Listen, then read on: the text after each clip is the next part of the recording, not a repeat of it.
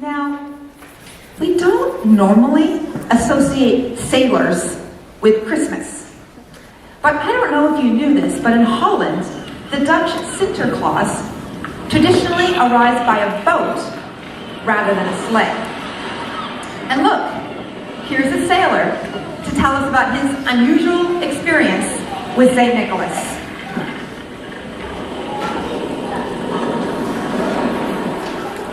Come gather in. That's it. We're closer when I tell you a story. Let me tell you about the day I died. It ends well, I promise you.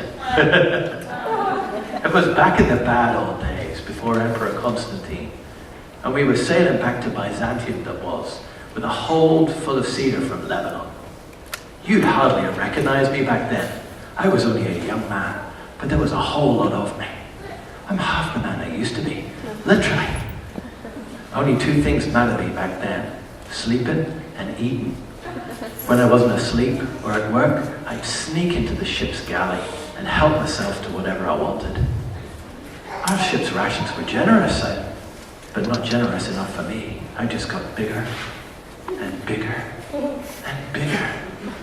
I'm sure the ship's cook knew what I was up to, but he was a big fella too, and neither of us said anything about it. So there we were, just past the island of Kos, low in the water, when a fierce squall blew in from the west. One minute we were admiring views of the coastline, and the next we were bailing water furiously. The captain ordered all hands aloft to bring in the sails. "That means you too, big boy," he said, pointing to me. It looked like he meant it too. So I hauled myself up into the rigging and set to work. It was tough going. Even in the wind, the sweat was pouring off me. Before we were done, I was dreaming of nice warm pies and a long siesta in the hold. My mind must have drifted for a minute. Because when I heard the creaking beneath me, I didn't pay too much attention. Too late, I realized what had happened. The beam I was sitting on had cracked under my weight. 30 foot up in the air, with nothing between me and the deck below. As the deck approached rapidly, the last thought through my mind was a regret. If only I hadn't eaten that last pie. I have no recollection of my landing. The next thing I remember was opening my eyes and seeing the crew all gathered around me, their mouths hanging open like they'd seen a ghost. Like they'd seen a ghost. It felt deliciously comfortable lying there on the deck, like I'd just woken up from a long nap. So I stretched and sat up. The cook grabbed hold of me, his eyes just about popping out of his head.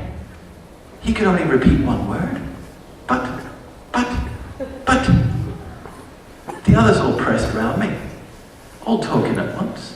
And then I spotted him, the little fella, Nicholas. He was standing a ways off, with a funny little smile on his face. He was the only one not shouting or waving his hands in the air. The cook finally regained the power of speech. "Leo," he said, "it's not possible. It's not possible. You fell. You landed so hard. You should be dead. You were dead. I saw you with my own two eyes. Blue you were, with your tongue hanging out. And now look at you. Look at the deck." I looked down at my feet. Sure enough, there was a big round hole about the size of a man's head. I was a mite confused. "What happened?" I asked, feeling a growing sense of wonder. At this, the ship's captain stood up. "You're a lucky man, Leonidas," he said. "A lucky man. Dead you were, and that of your own doing. And were it not for the prayers of this young man, you'd be dead still. I suggest you thank him, and then get back to work." I turned to Nicholas in astonishment, not quite believing that this was real and not a dream. But he just held his hands up and quietly said, "No need to thank me.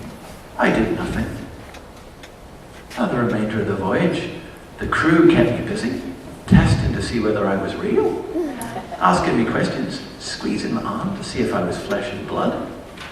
The ship's cook kept trying to feed me. But my old hunger had strangely gone. I realized that I had been given a second chance without even looking for it.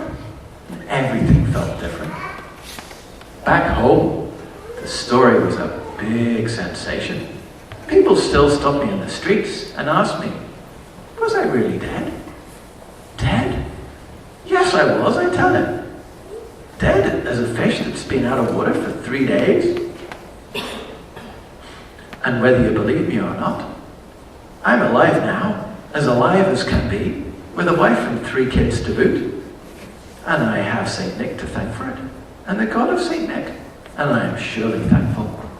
Thankful to be here today and celebrate his life.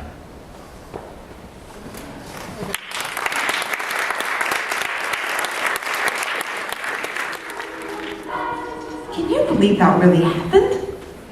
He was dead, and St. Nick brought him back to life? What a crazy story.